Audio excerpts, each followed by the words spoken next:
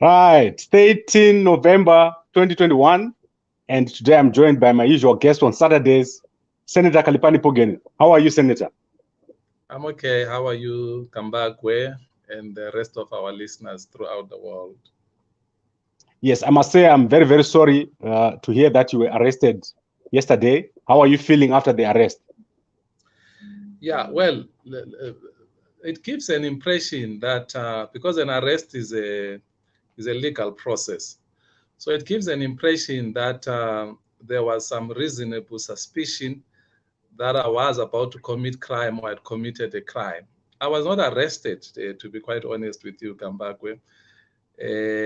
I was basically kidnapped by a thug, one Mr. Dube masquerading as a member in charge of Chocholo. That's not even a police station. That's a concentration camp where he just takes people, since he's a thug, a mafia thug, he just takes people there ready to kill them. I was not arrested. I was kidnapped at law, at the very least. At law, I was kidnapped.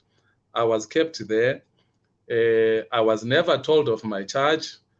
I was never read my rights, but my liberty was taken away willy-nilly like that. And this thug kept on talking to other thugs as well, cowards who are even scared. I don't know who he was talking to.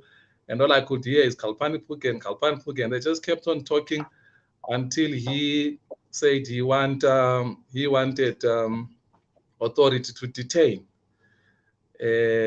But he had made a mistake because in his zeal, in fact, let me say overzealous to try and isolate me and get everyone away, he got a lot of people worried. So they followed to the police station slash concentration camp. They followed there, and for that they got arrested. And Senator Chief Ndlovu, God bless him, he was seated there in the car also waiting to hear my fate. He also was said to be arrested. And then now they were in a fix because they just didn't know what to do. So, yeah, I was not arrested.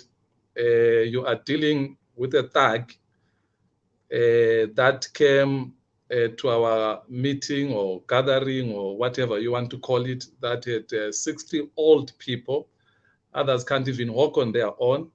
They came with guns, very long guns, and the grenades, and coming the FBI style, high speed, and stepping on brakes there by the gate. And the adults stood up very scared, wanted to run away, which a stampede could have taken place. So I stood up and I said, no, no, no, no, no, don't run away. Carry on with your prayer. I will address the police. So when I went to say, okay, they are praying, after the prayer, whoever you want, you can have and whatever. And that was my sin. It turns out, as information keeps trickling in, that they were after me. And your information tells you that I was arrested for allegedly supporting someone whom I don't even know. The information I have is that they wanted to kill me. Okay. Senator, this is a very, very unexpected turn of events. You have been a very balanced voice in Zimbabwe ever since I knew you. Why do you think there's been this sudden attempt on your life? Well, there is this ecosystem of sycophants, parasitical network, that all they do is they just pick headlines, like headlines, some of them that you've been putting, and you must take some responsibility here. Some of the headlines that you have been putting, because they are shallow, they can't even process, they can't even listen to me and hear what I'm saying. And then, therefore, they think that they are doing HE a favor, which they are not, by the way. And as I said the last time I was here, that's not what he stands for. At least that's what he has said publicly. And what they are doing, they are actually portraying me in a bad way. You would have seen Maher and them will go to SAPC and ETV and all those things and say he's worse than Mugabe, blah, blah, blah. I'm not part of the group. I don't believe he's worse than Mugabe. I have always said that there is movement, there is freedom here and there, but this thug, a member in charge of Chocholo and his concentration camp, is not helping, because he is becoming a cannon fodder to those that really want to exaggerate the situation. So I must also hasten to say, my experience by this thug, a member in charge, Duve of Chocholo, is by no means a reflection of all the good men and women, the police I have dealt with. Even as I was driving there, I would pass through the police roadblocks here and there, and they were very cautious. They were decent human beings. That animal is a disgrace, not only to the police, he's a disgrace to the people of Zimbabwe. He has no business being there, but nothing will happen to him because he was taking orders from someone higher than him. He was just a hired gun. He couldn't even look at me in the eye. He was being tormented by the evil they wanted to do to me. And I must tell you, because I know they are listening, I'm not scared. I don't mean that they don't have the ability to kill me. They have the ability to kill me and harm me, but I'm not scared. And the reason why I'm not scared is because nothing will befall me which my Heavenly Father has not accepted. So I'm not scared. They can bring the worst which they want to do. My conscience is clear. As you have said, I have been a very balanced and objective analyst of politics in this country. Every proposition I've put out there, I've supported it with objective evidence and reasoning. Okay, Senator, I think we need to go to the issue of supporting Chamisa. Over the past few months, you have changed your stance on how you approach Chamisa and the MDC alliance, and yet you are in the MDCT. Don't you think that this has been evident to everyone who was watching you, especially here on this platform? I have actually not changed. It's actually the majority of you that are catching up with what I have been saying. I have not changed. I have never insulted him. I only put a spotlight on the things which he did then. I did put a spotlight. I have never taken them back. So unless you are saying I must daily put a spotlight on those things. Even in our last interview, you asked me about my views on his stance on sanctions, on Pollard and whatsoever. And I told you what I told you long time ago. So I have not changed. Why you guys are uncomfortable is that I did put an objective observation that he was being hindered. His constitutional right was taken away from moving around and addressing people. That objective observation.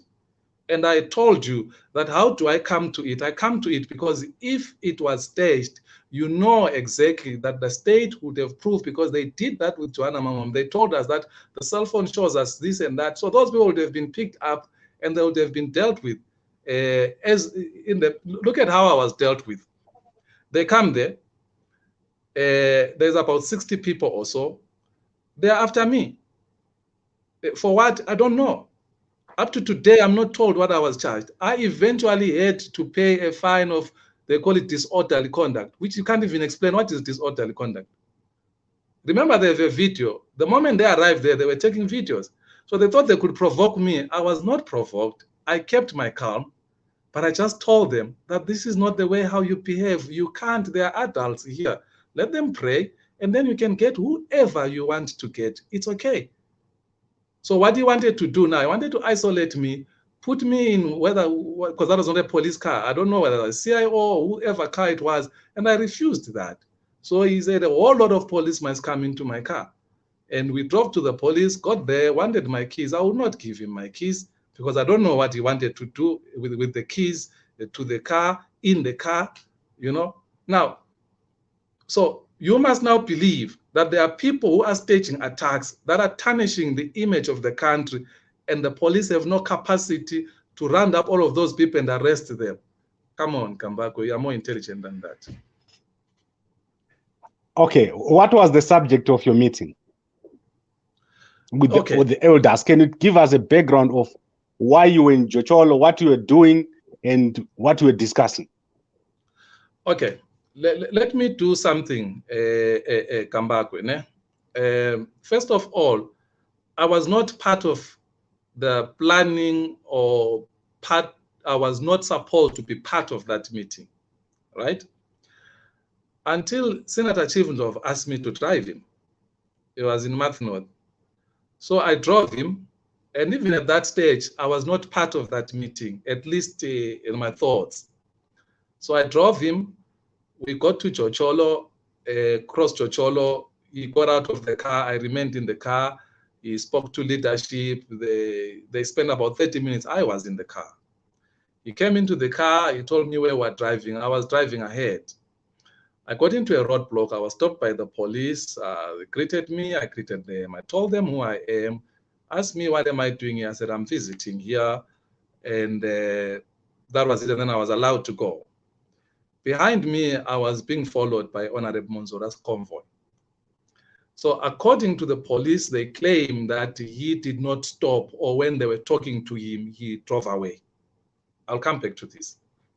So when we got to the meeting, of course, I remained in the car. It was very hot, trying to drink and also maybe find something to eat until their program started. When the program started, I went inside. So when I got inside, obviously, he was going to address people who do not speak and understand the language same as his. And as I've done in the past with President Twangirai, and even as I did about when we were in Victoria Falls, he addressed a structure in Wange West, and I was interpreting for him. So I did interpret for him. And the meeting finished everything. And as the ladies, the old people were about to pray and disperse, the meeting was about people getting ready to go and participate in the by-elections that are coming and in the national elections in 2023. That's when the police came. And as I was trying to make them understand, first of all, that you can't disrupt people when they are praying. You just can't disrupt people when they are praying. At least in this country, we respect God. But that thug, that imposter of a member in charge could not understand that. And that brings me to the next point. It's very important, Kambakwe, as a government, that we don't go and take people with strange traditions and cultures and impose them on another group of people. So that guy does not respect God, does not know prayer, does not respect anyone. And the mere fact that he's a policeman, at least a thug in a police uniform, thinks that he's got power to even disrupt prayer. So it disrupts that prayer. And I then asked another policeman, who is senior here? Can you please talk to your guy? They said he's the one who's senior. And I got the shock of my life. And then after that, that's when he ordered me into the police car. I said, no, I'm not going to get into that car. I have my own car in the first place. Why am I getting into that car? He said, we'll talk at the police station. You get to the police station, I try and talk to him. He won't talk to me. And now, and now that I understand what exactly they wanted to do to me, I realized he was tormented by the evil they wanted to do to me. And his soul was troubled a lot. And of course, a group of our youths, they were concerned because the whole thing just didn't make sense. And unfortunate for them, they don't know that I'm legally trained. And the Honorable Chief Ndlovu is also a legal person. He's also legally trained. And amongst the youths, we also have an admitted attorney. So everything they did there defies anything that you could confuse for the rule of law, you know. So they messed up so many things. So when those youth realized that, no, there's something fishy here, they followed. And when they tried to get them to go away, they just would not, they were lingering around. And then that's when they were called and then arrested, went to the car, found Honorable Chief Ndlovu seated there, called him inside, said they wanted to ask him a few questions, arrested him. And now then the idea now was to put the fear of God in them so that they offer them fines and then they fine and go away and then detain me. And the last time when that clown was phoning around for authority to detain, I think he didn't get it because at that time, Blessed had already put that tweet and I had also phoned the minister to say, Minister, I'm here with Honorable Chief Ndlovu. I have been illegally detained by the police here. And I think then things started moving. And I understand Honorable Chief Ndlovu told him and many of his colleagues that you guys don't know what you have just done here. You have created a big mess for yourself, something which you cannot hang here. You are completely out of your depth. And eventually, we were given fines for that useless thing of disorderly conduct. Now you ask yourself a question. Why would you keep someone for disorderly conduct from, let's just be generous and say from 4 until about 11 p.m. at night? Why would you do that? Number okay, two. I think that was heavy-handed. Sorry, number 2. Number 2 is why would you want to detain for such an allegation? Why would you want to detain? Now, I want to show you why this sycophant, which as part of the media in it, part of some people masquerading as analysts or political whatever, and now you can see the security forces, the thugs which are in the police, that they are actually the people behind this bad image of the country and the international isolation of the country. It's not this person that I will not name because you'll say I'm supporting. It's actually not him. You give him too much credit, and it's unfortunate that he also wants to take that. It's really not him. I want to show you these sycophants. They are the ones which I said last time, we must isolate, because they are the ones who are tarnishing the image of this country and making it impossible for these sanctions to be removed. Now, I'm reading Zidera, this act in America that brought the sanctions. This is what Zidera says. It is the sense of Congress, the Congress of America, that United States should seek to forge a stronger bilateral relationship with Zimbabwe, including in the areas of trade and investment. Now, this is important now. If the following conditions are satisfied, what are those conditions? The government of Zimbabwe takes concrete, in other words, that's serious, concrete, tangible steps outlined in paragraph 1 through to paragraph 4 of section 4D of the amended, as amended by section 6 of this act, right? The government of Zimbabwe, that's 2, the government of Zimbabwe takes concrete, tangible steps towards a good governance, including respect for opposition. That's respect for me. I am opposition. Respect for opposition, rule of law. I told you that my kidnapping was completely illegal. That's not an arrest. The rule of law and human rights. You know, now I can go on and list for you. Now, I'm saying to you, here is Congress of America saying, we want to do this. The Right Honorable Monzora on Tuesday, debating the SONA, the State of the Nation address by His Excellency President Dr. Mnangagwa, he put the most compelling case why sanctions must go. Now, you look at Zidera and they tell you what will take sanctions away. A clown, a thug in Jocholo there, masquerading as a member in charge, takes me illegally and detain me. What do you think is going to happen? Honestly speaking, what do you think is going to happen? Okay, Senator, I do agree that this was uncalled for and heavy-handed. But I think there are various issues here that we need to unpack. Firstly,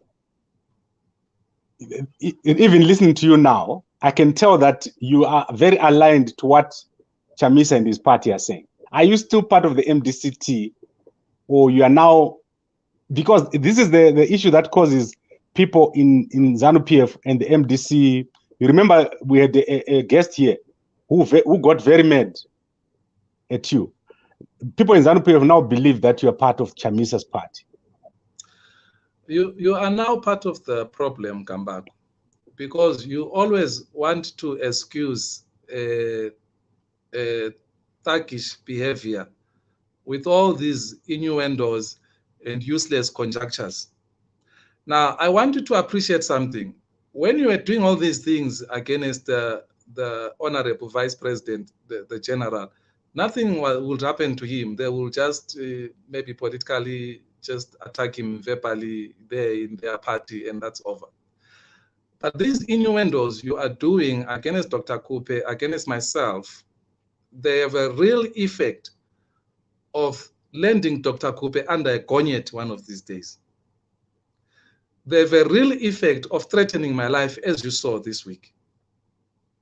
Now, I have not spoken since the death of Dr. Morgan Tsvangirai. I have never spoken to this individual you are mentioning. I have never spoken to him. You know my politics. You want to reduce my politics to the level of this politics as practiced in this country by all these characters that we are bending around. My politics is way, way higher than that. You know that. You know that for sure, that my politics is way, way higher than that. You now want to think that I am this person who wakes up in the morning for selfish personal reasons and start parroting or start supporting people so that I benefit something. Now, I have nothing to do with the cheap politics that is practiced in Zimbabwe. I have nothing. I have nothing. And okay, but is it not possible that your own people set you up, not the people from the government? You were with people there in your party who don't like you at all. No. I'll get there. I want to address this issue of you always accommodating, trying to give excuses why we should be treated less than human, or why our human rights must be willy-nilly taken away. When Mashumba was savaged in the manner he was, you gave an excuse and said he was sent by Dr. Kupe. You gave that excuse almost to say it's a bad thing. What they did to him is actually correct because he was sent by Dr. Kupe. Mashumba goes to Blessed. Blessed grills him harder than he has grilled anyone. I never saw Mashumba saying, wait a bit, Blessed, picks up the phone, phones Dr. Kupe, or phones Khaliphani Phugeni, or phones Nelson Chamisa. He never did that. He answered all of those questions satisfactorily. He told you that he's fighting because of his money. He told you that the office was broken and he lost 5.5 of his money, US as well. He told you all of that, but that's not enough. He must be sent. The other thing, when people come into this platform and want to criticize me, they say he is a Mtwagazi, as if it's a bad thing to do. Let me put it on record, categorically and unequivocally so. I am Mtwagazi. There is nothing to be ashamed of. I am exactly that. And there is nothing even scandalous or to be ashamed of by that grouping of the Mtwagazi boys and young men and women and even old men. There's nothing to be ashamed of. Every day they sleep in prison or in cells or whatever. I know that they are sleeping on my behalf. I do not agree with the cutting of the country, but I understand the motivation behind it. If you look at the way I was treated, you understand they are frustrated every day. So there is a push factor that's pushing them to do it. So I am unashamedly Mtwagazi. So don't be confused about that. I may not be part of their political program. I sympathize with them every single day, and I want you to know that every day they are arrested. You can say whatever you want to say about Mtwagazi. I will not be ashamed of them. I am so proud of them. Under difficult situations, they are always shining the spotlight on the marginalization, the unfairness, the evilness of what has been visited to the people of Mtwagazi. So that out of the way. The other issue that comes is to always try and create a rift between me and my colleagues. Where was Chamisa at Chocholo? There was no Chamisa. There was Honorable Monzora at Chocholo. There was Honorable Monzora at Chocholo. I was interpreting for him. Where was Chamisa there? But you are so obsessed, you want to give an excuse for barbaric, evil, and despotic actions against Zimbabweans. Why? Okay, the point I'm trying to make here is you are not completely innocent in what is happening. First, you were addressing a meeting during COVID times. You know that public gatherings are not allowed. especially of the numbers that you are addressing. Secondly, you've got people in your party that have got reason to come against you and to land you in this kind of trouble, and even more. And you were traveling with them. Let me ask you, what are the numbers that are allowed? I'm sure at the moment it's about 50 indoors. We're not indoors for starters, and we're way under the numbers that are allowed. So you are wrong on that score. I want you to look at the gatherings that are happening now with the ruling party. Way, way more than what is there. But let me give it to you. Let's say we were in the raw. So why would you arrest a Phugeni ahead of everyone else? Why was I the only one arrested? Because of the content of that meeting. That's why I asked you what was the meeting about. You know I like you as a person, but the content of the meeting that we're addressing, you have not addressed us why you were addressing that meeting, what it was about. But I've told you that it was about the coming by-elections, the 2023 elections, for people to go out and register to vote. So why is that a Khaliphani Phugeni issue? Why does that exclude every senior person who was there and arrest Khaliphani Phugeni? I didn't even address that's why I'm saying some people in your party, not people in the government, don't like you. And don't blame the government for it. And let's not say sanctions on this issue. I do not think that this has anything to do with the government. I think this is in-house problems within the MDCT. That Thaki masquerading as a member in charge, is he an MDCT official? Is he not a member of the government? You could have been sent by someone within your party. No. Kambaku, I want you to think logically and reasonable. When a policeman comes to you, their power is not derived from who sent them. Their power is derived from the fact that they work for the Ministry of Home Affairs. So whatever that thug did wearing a police uniform, he was doing it on behalf of the minister. That's what he did. That's how things happen. Now, you can have all your conspiracies and whatsoever. It doesn't matter. The actions which were done on behalf of the government. Now, I want to come to the sanctions issue. I never said anything about sanctions except to show a spotlight or to shine a spotlight to say, these are the conditions of removing. And we are busy with that even as a party. A clown just wants to get attention and receive thunder in Chocholo there, does something which will do headlines across the country, across the continent, across the world. Who does that? This is basically sabotaging the government. That's what I wanted to show you, that you do exactly those things that are said to be the reason why the sanctions are staying. So you are making the job of the professor who was here very, very difficult, because she can produce all the reports she wants to produce, but then the headlines will come to the face and say, but look at this headline. Well, how do you deal with this? The truth of the matter, Kambakwe, is that I was arrested. I'm telling you, I went to a law school. I was arrested, but I was never even told that I'm now being arrested. What is my charge? Never read my rights. None of those things. And fortunate for me, I was never alone with the police without one or two persons who were civilians. So they can tell you there was never a stage when I was told that I was arrested. I was detained illegally. And Chief asked them a simple question. At what stage did I, as Chief Ndlovu, before we even go to Honorable Phugeni, as Chief Ndlovu, did I behave disorderly by sitting only in my car and talking on the phone? Okay, let's go to a deeper question. Senator, let's go to a deeper question. What did President Monzora do after you were arrested? No, okay. You get the impression as if I was arrested and then, no. What happens is we're standing there with the police. Because remember, I'm the one who went to them to tell them that people are praying. So after the prayer, his procession came. And as it came, then the police started talking to him. You did not stop. Why are you in this meeting? So he says, listen, I don't know about who organized this meeting. Talk to the organizers. Then he got into the car and his convoy left. Now I said, I'll come back to this issue, because now they were saying they are arresting me because Honorable Monzora's convoy did not stop when they were talking to him. And I said, but why did you let him go?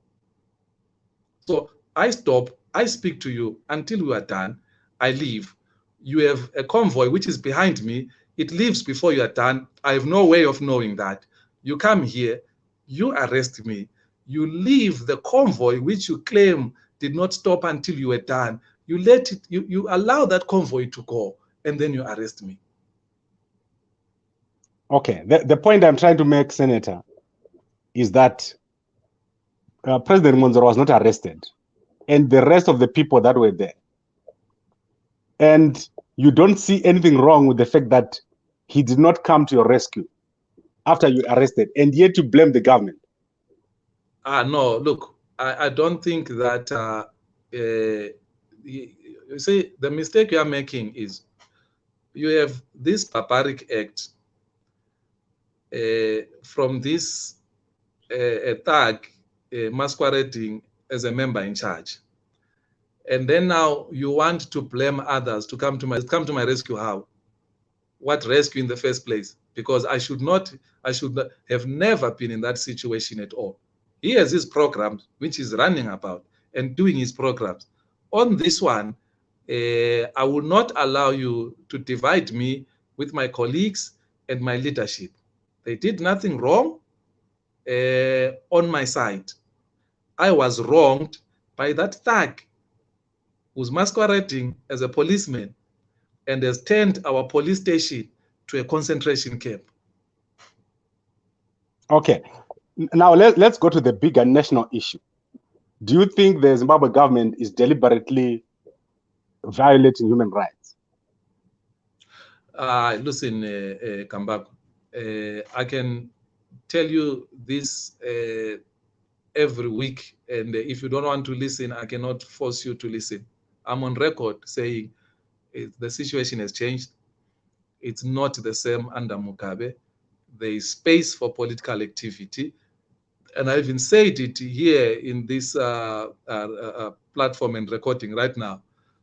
That thug at Kweluchena, at Chocholo, that thug at Chocholo is not a reflection of the experience I have had with other security services. It's not a reflection. That person just have to be isolated. He was taking orders. I was listening to him, taking orders. I don't know from who, but they are cowards because at the end of the day, they couldn't give him the authority to detain me. They couldn't. They chickened out, and he could not detain me, and he didn't know what to do. But he was told that you're going to end up with an egg in your face because this thing that you're doing is illegal, and you have no idea the crisis which you are creating, not only for your small station here, but we are creating a big problem for people that will not be happy with what you are doing. So I do not want to sit here and say the government outside that thug, I cannot concur with what you are saying. That thug is an isolated incident. He wants to kill me with whoever he was talking to. Let them go ahead. I am not scared. Okay, let's go to Chief, Mr. Ndlovu. What is his standing in that in Jocholo? Is he campaigning there? What is his role? Jocholo is in Matebeleland North. Honorable Chief Ndlovu is the highest ranking officer of the party in Matebeleland North. Okay, the highest member of MDCT. Yes. Okay, there was no tribal related activity in the address that he was making. He did not make an address. So what was happening? Because I want us to give a proper answer. The police cannot just come for no reason. There must have been something. Listen, Kambako, I told you that you are now the problem in this country. I don't know why you want to justify all of these heinous crimes. I really, for the life of me, I don't understand what exactly you are trying to achieve. I have narrated to you what happened. The police have a video. There were people there you can look for, and they will tell you.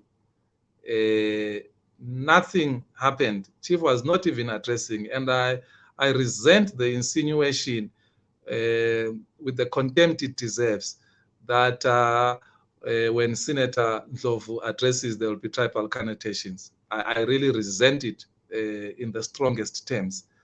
And even if there was those tribal connotations, which I don't know whatever that means, you then don't go and violate using state machinery people's rights. Okay. I then want to go to the issue of, did you try to bribe the police during the incident? Is this a real question or what? It is a real question. Answer my question, Senator. Have I ever bribed anyone since you've known me? No, but in this particular case, when you talk to Simba Chikanza, I listened to you when you're talking to Simba Chikanza, and he asked you 3 times this same question I'm asking you, but... No, I didn't hear the question. The line was bad. I had an incident with you about a month or 2 ago where we were doing a lot of things in the space where there's a lot of bribing. Did you ever see me anywhere inclined to bribing or doing anything like that? No, I know you as an upright and forthright person, but I don't know what happens when you're in a corner. Did I not write letters and send people? No, I'm talking about an experience you went through with me. How much did I ever insinuate about bribing anyone? No. So why would you come on air and even try and insinuate that there could be a little of corruption in me? There is no... Listen, Kambako, I'm a 3rd generation Adventist, in case you don't know that. But you do know. I'm a deep Christian, born-again Christian. I will not do anything of such. Even if I was tempted to do, I will not bribe that low-life so-called member in charge to be. I will not do that. That operation they're running there is an illegal operation. If their efforts were meant to force me to bribe them, then they tried with the wrong guy. I will not bribe a police. I will not bribe anyone. Let me put it on air. No one will be bribed by me. When I come for services, I come for services. There was a time I went to one government office, by the way, and the lady treated me very badly. And I sent my aid to the top government official of that department. And a disciplinary hearing was called. And they wanted to fire that person. No, don't fire them, but I just want them to know how to treat me. And they had to write a letter of apology. So I will never bribe anyone. And if you are facing difficulties with government people, come to me. I will help you go through the whole thing, but I will never bribe anyone. No, you can forget about that. Okay, because you know my feeling here, Senator, is that there are some unanswered questions about this meeting. I think everyone here who is listening has questions of what was happening at this meeting, what was being addressed, and also there could have been a local misunderstanding. And I don't want us to blow this out of proportion. That is why I wanted to ask these difficult questions that we're asking you now. There's nothing difficult about your questions. If anything, they're just ridiculous. There's absolutely nothing difficult. I've told you what the meeting was about. And you can't come as the police for whatever reason and they claim that you want to arrest just one person. So you don't behave as if you don't know what has happened to many people in this country. It starts like a small thing. You are doing what Professor Jonathan did when Zamara disappeared. This is exactly how he did. He tried to downplay the whole thing and everything. And you know now that the man has been missing. His family is in pain. He's got kids and everything. Don't downplay what they're trying to do to me. I think you're better than that. There is nothing which I did to trigger this. There is nothing which that meeting did to trigger this. So Don't even try and look for excuses. I don't even know what that bribe we are talking about. I've listened to the interview that Chikanza did with me. This thing you're raising is not there. I sent you the meeting. I think it's me who sent you that interview that I did with him. What you are raising is not there. He never asked me that that question which you are raising. Nana Simba has got a way of asking questions without asking them. So I heard the question. He asked you 3 times what you said to the police. And if you watch again, you'll see what I mean. He was asking you if you were attempting to bribe the police. No, but anyway, no, you have no. answered this very clearly. For your benefit, they have the video. Every time I was with them, I'm on camera, and I was never alone with the police. So I'm on camera, and I was never alone. But in any event, I don't even need those things, Kambako. I have always told you, you cannot find one credible person here who can come and give you anything evil, not criminal, evil about me. You can't. Last time when I was on your show, I told you that I'll give that person 1,000. No one came. In such a country stricken with poverty, when people are hungry, nobody came. So that question did not come. If it did come, I would have answered it direct. I was on camera with the police. They were taking the video. They have the video there with them. And I was always in the presence of the people. I was not arrested. I was kidnapped, like I'm telling you. They meant evil. But God entered the spirits of those young people, or Taisekwa and friends, our youth assembly guys. They will not go away. They to arrest them. Chief will not go away. They to arrest him, because they were so hell-bent on whatever evil they wanted to do. All right, let's conclude the interview. Senator, I think I've exhausted all the questions that I have. What is your next move after this? No, I don't think that I'm in a position to conclude like that, because the other 5 guys who were arrested from Harare, I'm going to meet them this week together with Senator Chief Ndlovu. And this is informed by a wise saying that says, evil strive when good men do nothing. We cannot look the other side and allow that thug to carry on with this concentration camp. That thug must not be allowed. He must be stopped. If it means in the process they'll kill us before we stop them and expose them, so be it. But that thug will not go scot-free. At least I know nothing will happen to him, because he's taking orders from someone higher than him. But we will at least do our best to shine a light on exactly what type of evil, heinous, and dirty operations is playing there. Okay, let's go to the Chamisa issue. Everyone here who is commenting is saying you are better off on the Chamisa side. What is stopping you from going to join MDC Alliance? No, but you are dragging me again into useless, petty political factions. I don't operate there. You must take the constitution of the MDC and read it, and you'll understand where I'm operating. I am operating for the full emancipation of the people of Zimbabwe. I'm dealing with the marginalization of women, the marginalization of the people of Matepelele. I am dealing with fair distribution of the country's resources. I am dealing with liberty and freedoms for every Zimbabwean. The opportunity to get work, to be paid decent, to be treated with respect and dignity. That's what my politics is about. Now, you are obsessed with individuals. Why are you reducing me to individuals? Now, the ideas I hold are more powerful than individuals, and most of these individuals are bending their names around. They don't even live to those ideals that I'm fighting for. So I am not, Takambako, when you met me, was I in parliament? I was not in parliament. No, you're not. You're not, yeah. Now, I think if you're objective, you know that financially, because some of you think we are motivated by finance. Financially, I was more stable than I am now.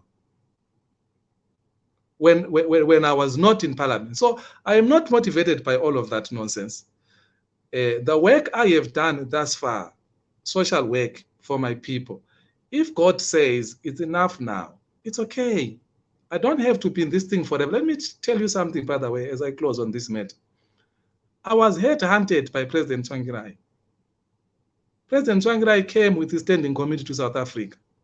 And my task was to train them on effective communication. It was after that training that President Tsvangirai approached me and said to me, would you accept to be in my national executive? And I told him that I can never say no to a president.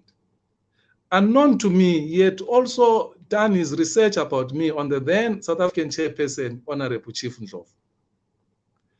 So the internal politics of the party, a lot of people were so concerned about me and they tried to do all of their machinations. After the Congress of 2014, when President Tsvangirai was announcing his executive, it is then that he announced me as a portfolio secretary for ICT and science development. I was headhunted by him. So you are not looking at a politician. I'm not even a politician, at least I don't even see myself as a politician, who's hungry for power, who's hopping from one party to the other, one position to the other, trying to get power. No. I think it was on this channel, after Dr. Kupe won that court case, that I said, my job is done, I'm gone. Now I read people, he's no longer a spokesperson, he's worried about, no, I resigned right in this channel. How I ended up being a spokesperson again is that Dr. Kupe wanted to bring the then UK chairperson, Samanyang. And her colleagues said, no, we want someone who's local. That's how I came back to the position. But I was already gone. So I don't respond to all of this uselessness around because I don't have time. I cannot spend all of my life responding to this. You know, I'm busy with my postgrad studies. The least I have gotten is 87%. With all of this happening and everything, the least I've gotten is 87%. So there are a lot of things I want to do. I want to go to academia. I want to lecture. There are many things I want to do. I don't have to always be in this toxic environment. But now that I am there, I should be able to manage it. I should be able to give my people a good return. And so far, I think I am doing my best. I didn't need this. There are a lot of other issues that residents call me to deal with this. There was about 24 to 48 hours when I could not be about my work, which is the work of the Member of Parliament, busy dealing with this nonsense of Mr. Dube masquerading as a policeman and a member in charge of Chocho. Okay, Senator Khaliphani Phugeni, it's been a pleasure talking to you for the past almost 1 hour. And as I said, I'm very sorry that you were arrested. I don't enjoy people being arrested, but I have to ask the difficult questions. And I know that people understand why I'm asking this question. Yeah, your questions are not difficult. I'll give it to you. They are ridiculous. For my parting word, I will sing for you instead, if you allow me. No, please, man. Okay, so let's go to the by-elections. Can you quickly tell us what happens if there's a change of balance? If currently we've got 105 seats or 28 parliamentary. Let's say Chamisa wins 20 parliamentary. What happens to the proportional representative MPs? Do they suddenly have to resign? No, those ones, they don't change. Those ones are as per the 2018 results. Okay. Yeah. Right, that's the one question I had. Let me tell you something. When Zek put that roadmap, before it was public knowledge, the Right Honorable Monzora called me, and he was so upbeat.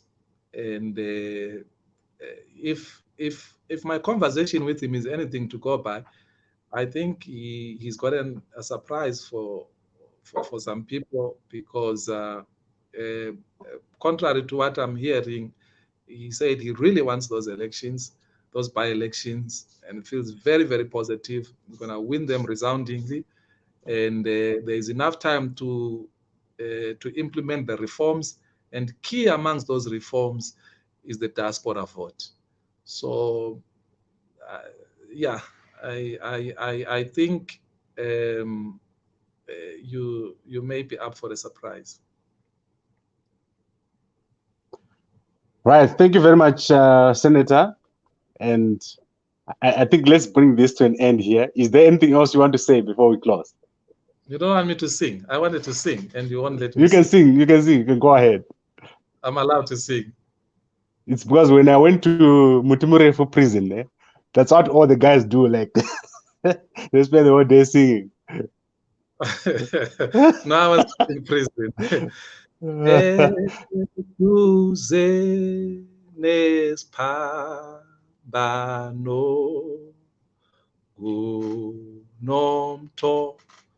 Bomuhle amazwi owelapha evela kuJesu khona esiphambanweni ngomtumi samina lapho umoya wami wophumula khona. Say amen, Kambako.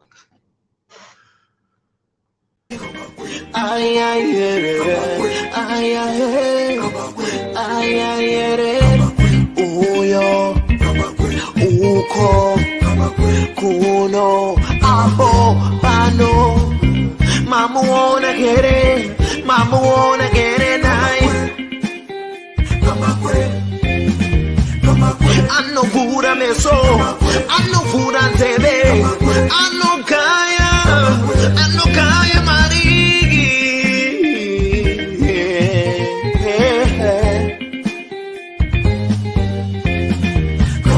Doti como, wengere doti como usasai. Anogaya mari. Kambakwe uyo, anotara mari, anogaya mari.